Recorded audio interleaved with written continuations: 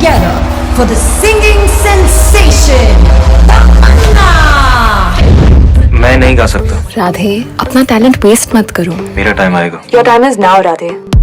तुम पागल हो. नहीं छिछोरी. आई थिंक हमें रोल प्ले करना पड़ेगा टू क्रैक दिस सॉन्ग. यानी हमें बॉयफ्रेंड गर्लफ्रेंड होने की एक्टिंग करनी पड़ेगी. तुमने किसी लड़की को किस तू? हाँ. Well, welcome to Ajkal TV, and today I'm going to be taking you to Mumbai to talk about a brand new series that's going to be streamed onto our television sets in a few days' time. It's called Bandish Bandit, and it's a love story based around two different genres of music. And the person who put it all together joins me from Mumbai now. He is the director of the series, Anand Tiwari. Anand, welcome to Ajkal TV. Thank you so much. Thank you. Such a pleasure talking to you. Tell us what the series is about.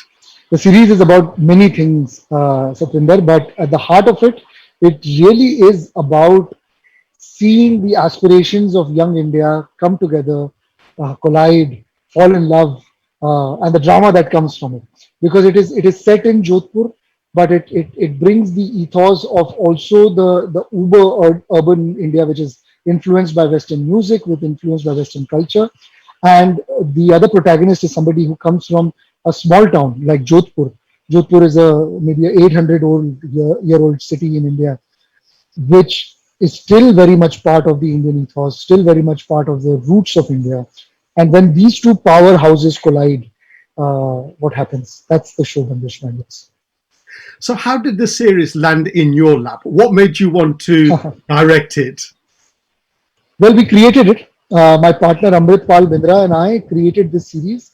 Amrit and I have been saying stories of the youth on various platforms in India for about 4 or 5 years now, and that has been just a very, very enriching experience for us.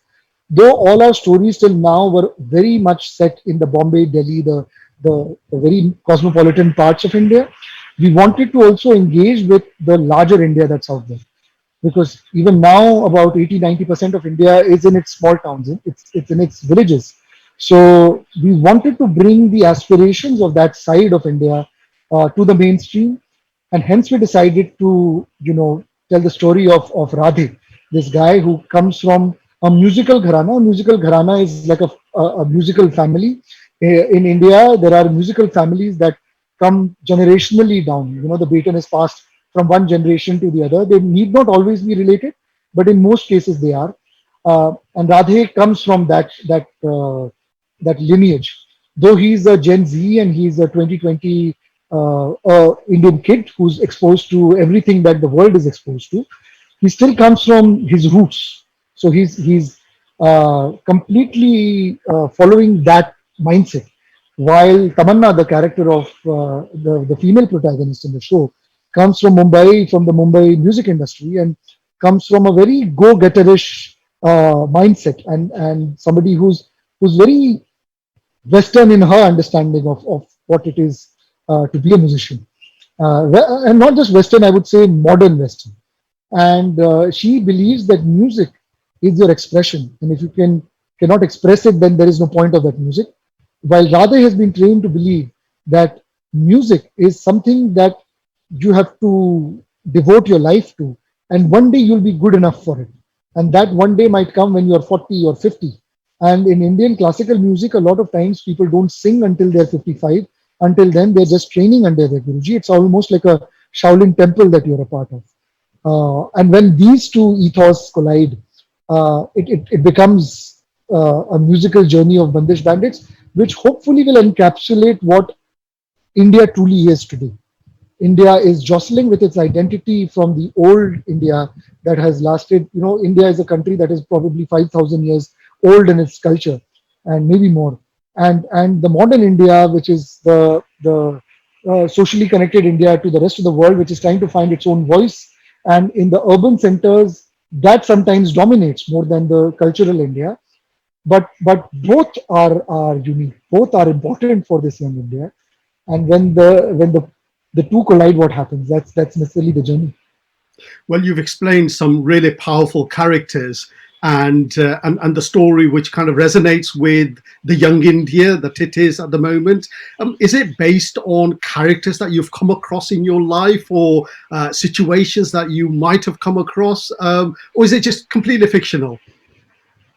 No, it's based on all the artists that I have come across. I think Amrit and I have, even in our storytelling, continuously jostled with the idea: is art for the sake of art, or is art for the sake of its audience? And both are true, and sometimes both are opposing. So every artist goes through that. I have seen artists who have dedicated their lives, especially in Indian classical.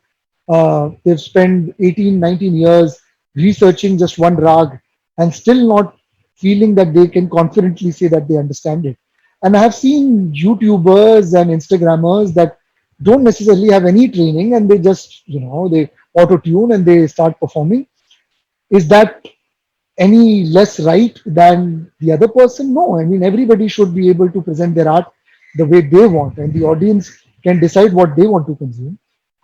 So it came from that understanding at one level, also from the understanding of observing and learning from the youth of today in India, which is so confident, which is so aspirational, but their aspirations are as nuanced and as varied as the country itself. India, as you know, Satwinder, I'm assuming that it is not one country. There are so many Indias within it, because it's a continent-sized country. It's a continent-sized culture with so many languages, so many cultures that are together in a hodgepodge in a way. But they all work. This country also works in its most beautiful way. So it is trying to represent both forms, the artist and the country itself. Well, you're very blessed to be living in a country with such richness of culture that gives you these kind I of truly am. stories. I truly Um, am. you've roped in Shankar Isan Loy to produce the music. Are we in for a Yes. musical treat as well? You are. There are 11 songs that are out there on the jukebox. We are releasing music videos of three of them before the series actually goes forward. There is a song called Sajan Bin, which is already out there. It's doing very well in India. I hope people in UK hear it too. There are many songs within the series that we are just keeping for people to come and consume while the series is out. Shankar and Loy, they were the obvious choices for this because they understand all formats of music of India.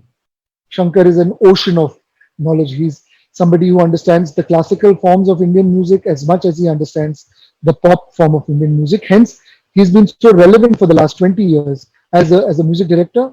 He's been singing, I don't know, for I know 40 years now. So he's been relevant all through. He connects with the Gen Z as much as he connects with the Gen X and the millennials, because he's always kept himself relevant. So they were the most obvious choice because we needed collaborators and not just music directors on this. Because a lot of the storytelling is in understanding how music is created, is in understanding how jamming sessions happen, in understanding how riyaz happens in the classical forms. So they were the obvious choice for us.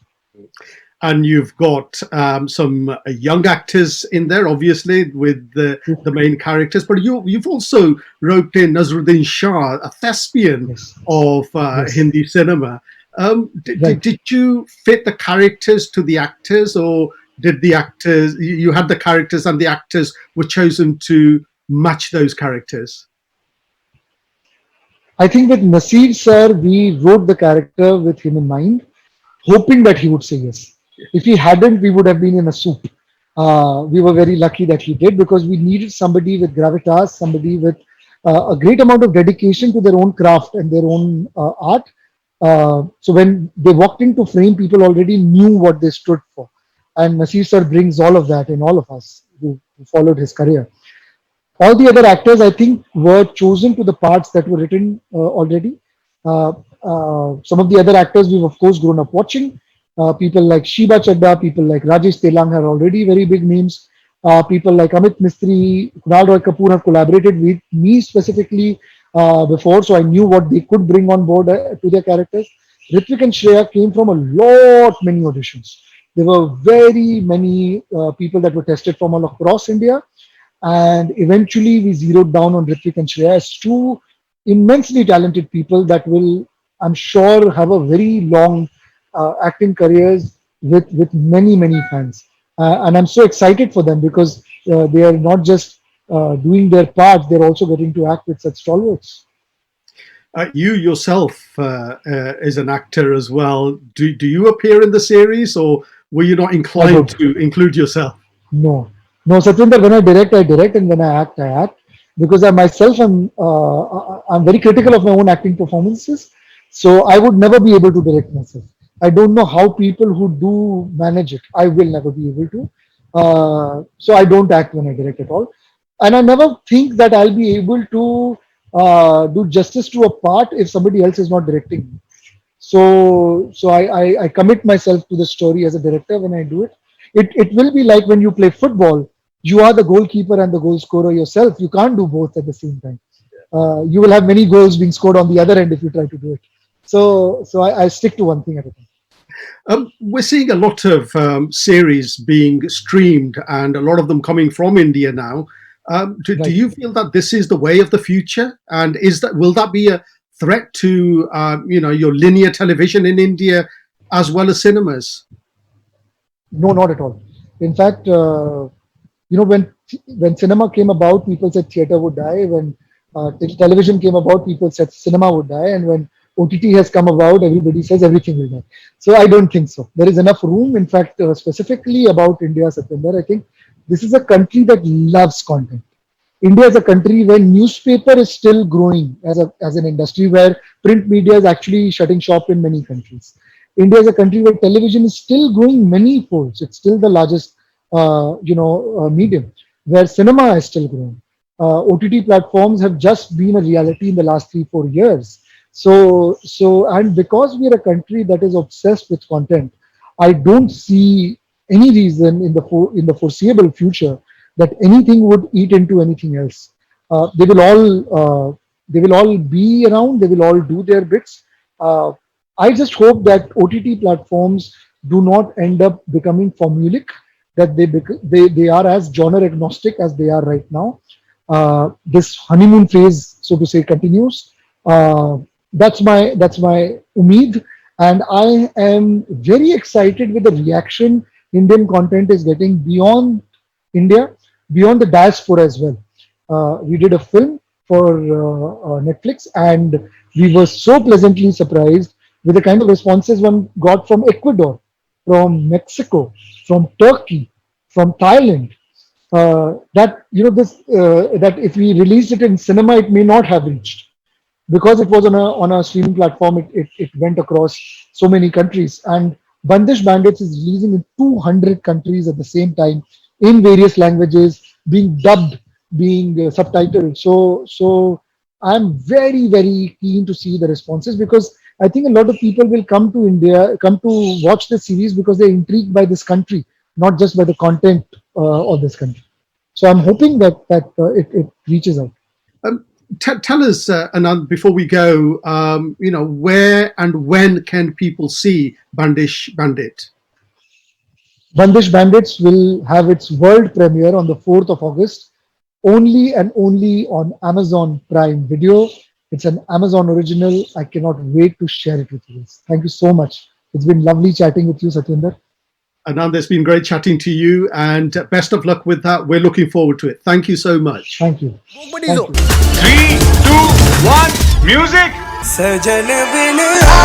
India दिल थाम लो, पहली बार pop और classical में प्यार होगा, और इस प्यार का नाम है बंदिश बैंडिट्स। अच्छा, मुझे कोई भी सजा दे दीजिए। पश्चाताप गलती के लिए होता है, धोखेबाजी के लिए नहीं। ये कोलैबोरेशन बहुत ब्यूटीफुल था। हम दोनों को अपनी अलग-अलग रास्ते जाना होगा। Bandish Bandits is over. ध्यान भटकने मत देना। इस घराने की जिम्मेदारी तुम पर है। ये घराना मेरा है, उसे तो मैं लेकर आऊंगा।